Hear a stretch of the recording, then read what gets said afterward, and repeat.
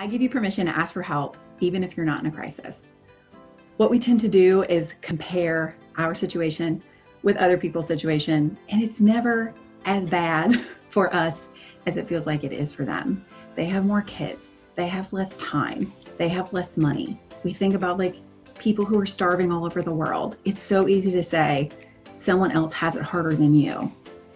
But that doesn't mean that what you're going through is not worth asking for help for, that it's not hard to deal with, that you're not carrying different emotions and thought patterns and all of those things. They're still real.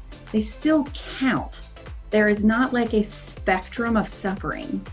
You don't have to compare your suffering with someone else's suffering and think that yours isn't worth getting help for or even sharing. So I want to give you permission when you are just at home and like legitimately tired, like that's your only source of suffering, is you've just like been up for a few hours and your brain has stopped working and you don't want to cook anything and you want to pull out hot dogs and all of those things. Call somebody and you can just say those words and say, I'm just really tired. Don't carry it on your own. Or ask someone who has offered to bring you a meal before and say, hey, does that offer still stand? Like, ask for help. Whatever you're struggling with, it's worth it to ask. And I'm going to tell you something else. That is how you foster connection with your people, is you are vulnerable enough to ask for help.